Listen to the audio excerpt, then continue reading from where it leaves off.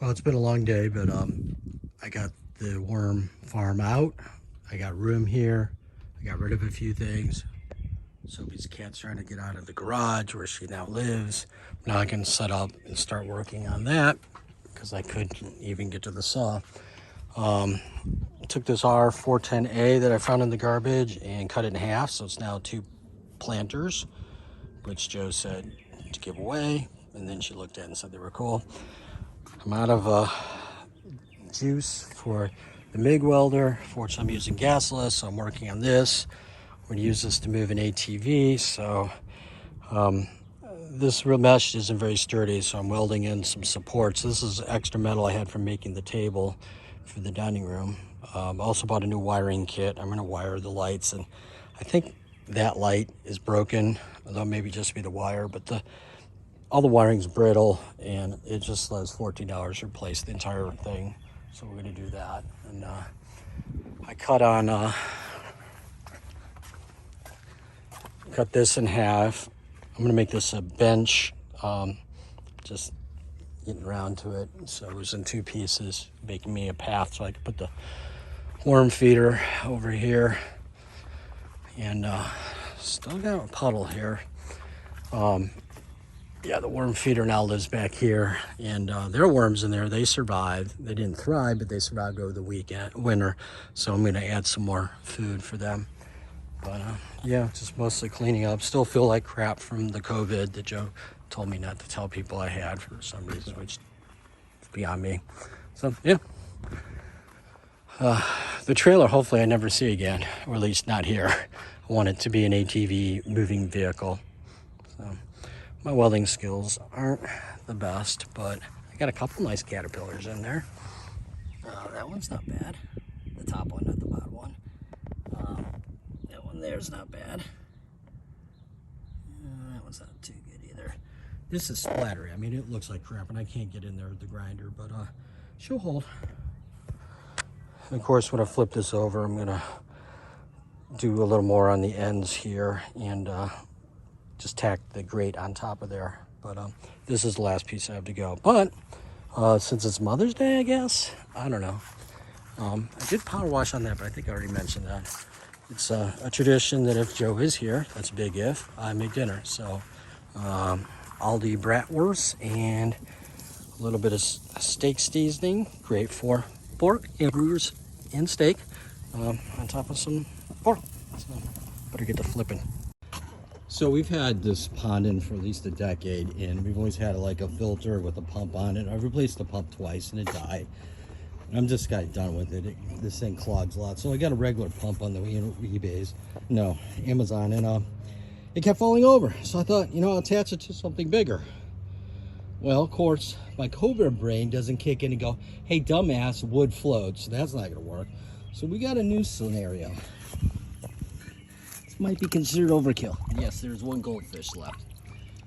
We had some from whatever year John Kerry was running for office, 2000, I don't know, 2006, I think, maybe 8.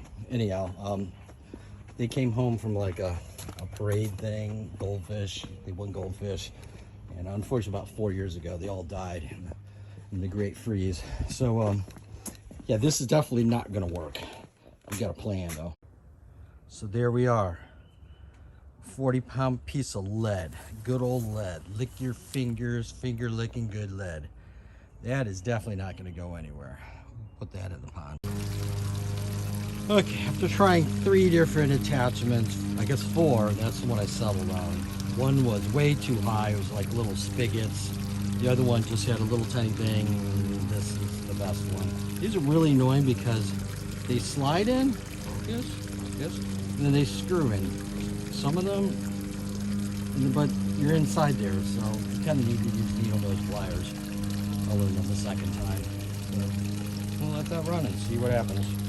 I think the fish likes it.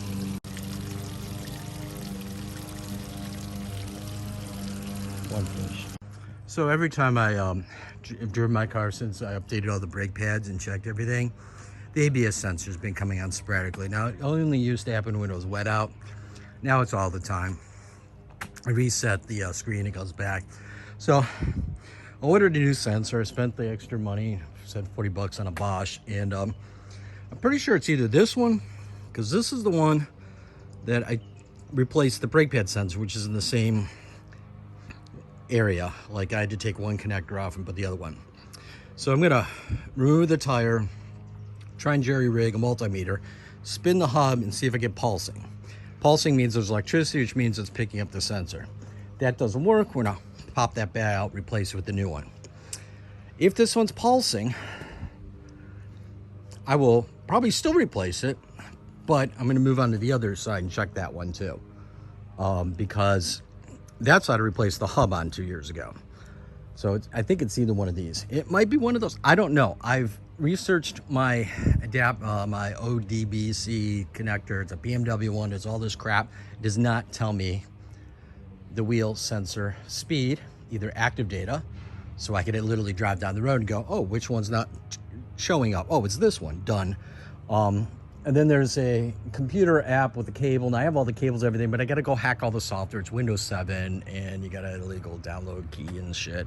I just haven't had the time, and plus, kind of diagnosed, you gotta really be in the car. So up until 2 weeks ago, it was freaking cold out. It was snowing 2.5 weeks ago. So we're gonna just go ahead and replace the sensor anyhow, because one of these is bad. I really like this. I don't know why I do, but I do. Still gotta replace the tires. That's part of the other problem is, tires are literally not got a lot of traction on the back. They like to slide. It's rear wheel drive and it doesn't have limited slip. So when I slip, I really slip. And at least with the ABS and the traction control, it eliminated a lot of that. Now I can just drift, and I do. So a couple of things.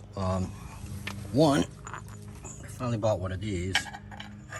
I haven't used it yet, and it would probably work better if it actually fit that thread. So fuck that up. Basically, you normally would thread this in, and then the wheel slides in there, doesn't fall off while you're trying to put the bolts on. But apparently I got the wrong thread. Well, I guessed wrong. Should be a 14 and something. Yeah, 14 and 1/2. What is this? Not 14 and 1/2? No, that's less than 14. 12? I don't know. Well, whatever. So, one thing is, this thing was flopping around. So this is the sensor. So I jammed this back in here. And then I looked around because I thought this was supposed to attach someplace. And I think this is what's supposed to happen, is that there's a little thing right here. And I think this is supposed to craftily go here. Now, truth be known, since this thing was all gone by the time I got to realizing there was a problem. There we go. I didn't know it went that way, so I'm gonna see if that's it. Otherwise, I guess I could zip tie to something, maybe here. I don't know. Kind of like take the damn thing up. So anyhow, I took the connector out. And this is the receive side. It's got 2 pins, so I put some electro clean, hence the spots on the driveway, and clean that out. And then this is the other side. Now, of course, how am I supposed to get my multimeter contacts way down there to read if there's a pulse? I don't know. So I think I'm just gonna swap on this. I don't know. Maybe I can pass a magnet across that, the sensor when it's out, or at least I can check the sensor. I have to turn this around this way. So far we're not doing too good, other than we fixed the thing that was, you didn't know that was broken, and we determined that doesn't work. It took a while to find it, but sure enough, there it is. All my sensors for my wheels seem to be working. I did have some codes in there that I cleared out. It was buried. It was not easy to find this menu. I'm gonna have to write down how I got to it, because I'm never gonna remember again. But look, my lights aren't on. And I had to reset it beforehand. It would not clear. That must be some sort of BMW service feature. Well, looky there. We got a flaky sensor. If I hit the brake, look, it goes to 0. I assume it's a sensor, maybe it's the connector. I tore it apart and cleaned it. There's 0. That's really weird. Definitely flaky. Great.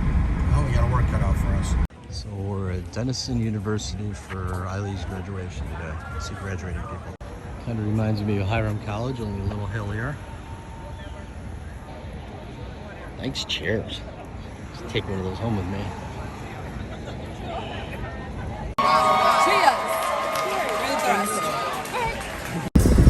So we're in Licking County, and we're in the breadbasket of America, otherwise known as the Longaberger Company's former headquarters.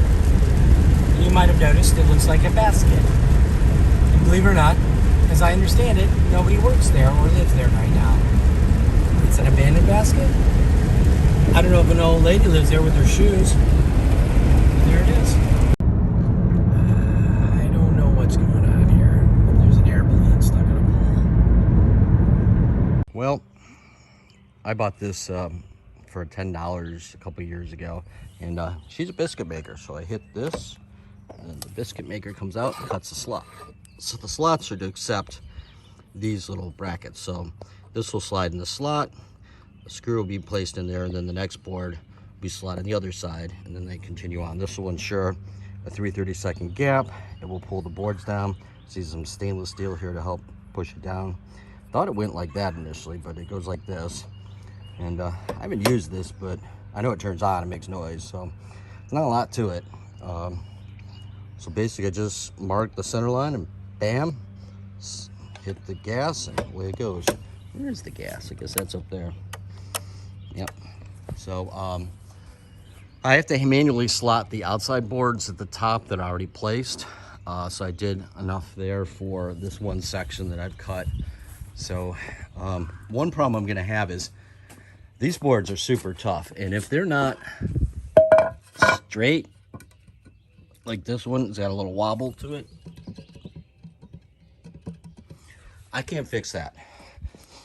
These things are incredibly strong, so it's just gonna let nature go, and the ones that are really bad I'll cut in half and use as halfies and cut the bad section out. But I did do on the hand one some sample cuts. So you want it right in the middle, so that if you decide, oh wait, I don't want the board like this, I can flip it like this. So they need to be in the middle-ish. So we're gonna do a test cut on a little scrap piece and hopefully have a piece up there in a bit. And I gotta remember to do both sides. Remind me to do both sides, because if I don't do both sides, it won't work. It did rain a little bit yesterday, which is probably good because it was getting kind of dry. It hadn't rained in over a week, which is like a really long time this spring. But here we go. So this is a view from above. That's the hand biscuit maker.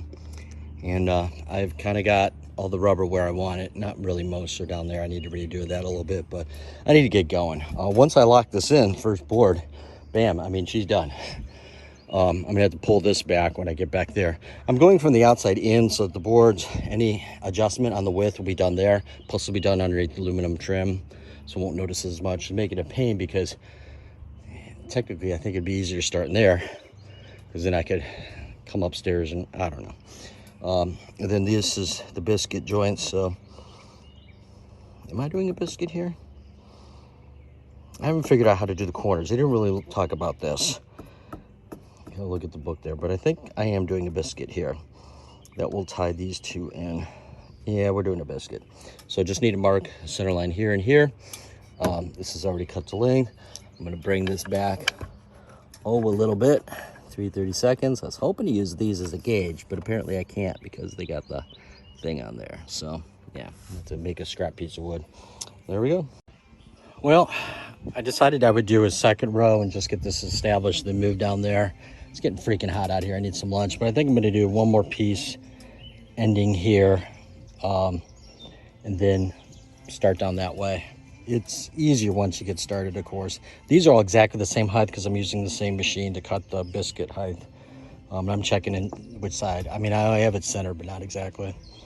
Well, here's the process. I find a board, I pick which side it is, I mark west, go into the west, I put it up there, I mark the center of each board, I mark where I'm gonna cut it, I then cut the length, I then go sand it, I then put some end seal on, which is a water-based sealer to keep it from drying out too quickly and cracking. Then I pick it up, and I go over here, and on the corners, I'm gonna route this out or joint, I don't know what you call this, biscuited out, I guess. So basically when I stick on here, the end comes out down here, and then this makes it spin. So I'll do one here, here, and at each of the 4 corners. I pop it back up there, I bang it onto the clip, and then I install clips on the outside and repeat. So I've got the first row done to there. This piece will get me to there. Then I have a 2 joint piece here. I don't know what I'm going to do in the corner. I got a problem. My joist is too close for the biscuit planer. So the biscuit planer needs some room. So I may have to use my little hand router. Now, once I get the end started, I'm fine, because I'm going to be, I can cut them on here, and you know, it doesn't matter where the board ends here. I just can't get this into a corner over here. Well, that doesn't make any sense. I just can't get it in the corner. And I really don't want to take that board off the edge. Then I could get in the corner. But I'm all done with the hand biscuit slaughter, which is a pain in the butt. So basically the biscuits fit in there, and then there's a template that allows me to drill a hole through here, so the screw ends up pulling in an angle. So it's going to be like this way in here, and pulling this whole thing, pulling this thing down so it goes like in an angle, except it goes in here. Nothing to it but to do it. I hate that phrase, but it makes so much sense. Well, the first couple rows are the hardest. I now know I'm going. My only unhappiness is that I should have went with a thinner gauge spacing. This is a 1/4 inch. I really only need like 3/16 or less than that. Anyhow, it is what it is. I bought those a long time ago. I can't send them back. They're like $100. This will give me a little more breathing room, but we're getting there. When we're close, then just need to sand this down lightly and oil on it. I am sealing the ends as I cut them. It needs oiling every couple of years. I don't remember if I oiled this or not, but if I did, it was in the fall. Probably not a good time to oil it. And I had everything to make the railings, except for one piece, but I can make that piece, I think. Need some stainless steel. Kind of missed the shop at work. It used to be there. Oh well.